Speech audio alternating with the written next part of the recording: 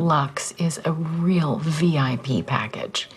So if you don't choose to subscribe to the full-time package... What's the word, YouTube fam? Welcome back to the channel. It's your host, Jay Wade, and you are now tuned into Wait a Minute TV.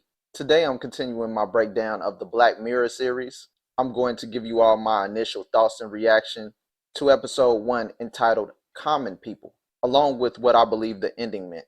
As I've stated in my previous videos, I'm breaking down these not in the order that they were released, but in the order of my most favorite to least favorite episode. This episode was my 4th favorite episode from season 7. As always, before I continue, keep in mind that this is a spoiler-filled review. So if you have not seen the show already, pause this video, go watch it, and then return for the review. With that being said, let's get right into it. Black Mirror Season 7 Episode 1 entitled Common People follows the story of Mike and Amanda, a working class couple who are devastated when Amanda is diagnosed with an inoperable brain tumor. In their search for a solution, they encounter Rivermind Technologies, a startup offering to replace Amanda's tumor with synthetic brain tissue, effectively extending her life. While the surgery is free, the couple agrees to a subscription model that promises enhanced cognitive function and quality of life.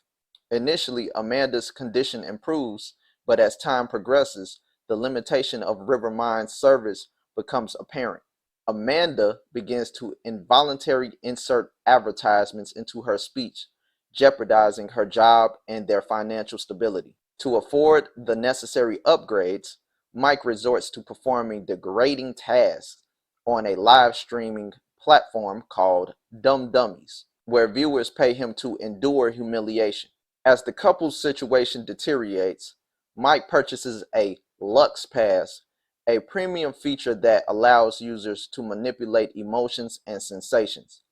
Using this, he briefly restores Amanda's awareness, leading her to request euthanasia during one of her ad-induced episodes. In a heartbreaking act of love and despair, Mike complies, ending her life as she blacks out to run an advertisement. The episode concludes ambiguously, with Mike preparing to live stream again, holding a box cutter, leaving his own fate uncertain.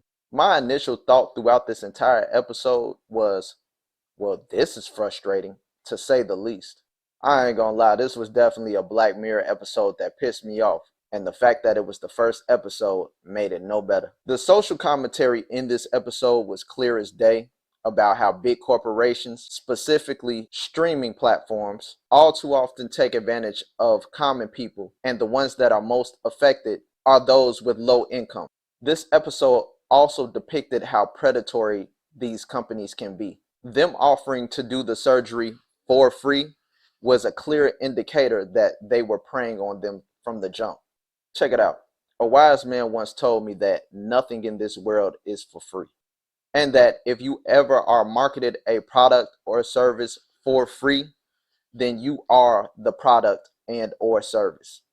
They saw that Amanda was in a vulnerable situation and decided to clearly play on that in order to reel her in to buy into their service.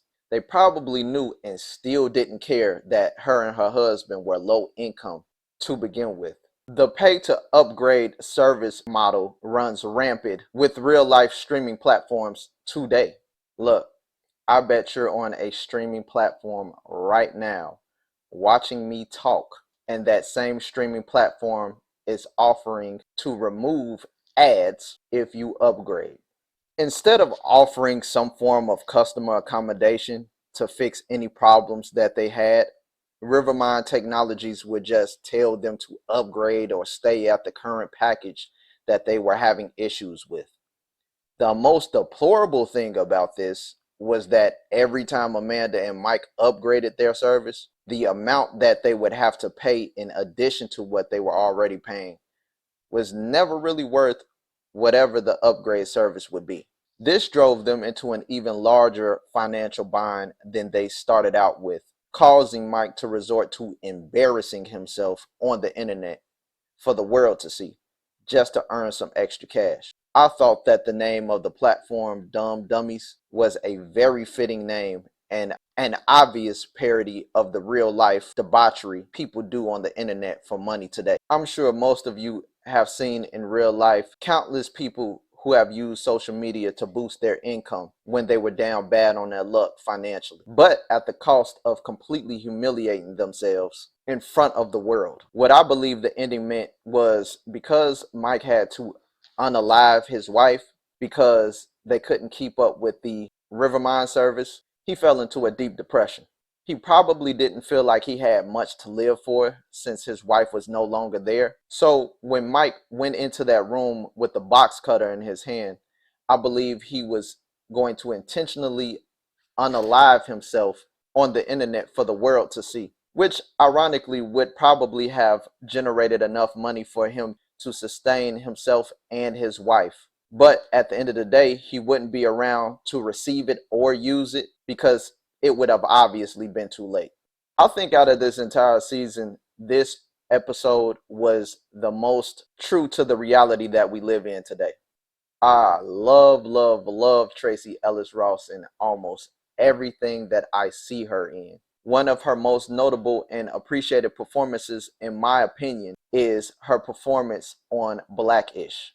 She absolutely made me despise her through this entire episode, which is an absolute testament to her acting range. I also got to give props to Rashida Jones. Her chemistry with Chris O'Dowd, the guy who played her husband, and Tracee Ellis Ross felt natural in every scene. And her comedic timing when blurting out ads or being frustrated with the service was on point every time.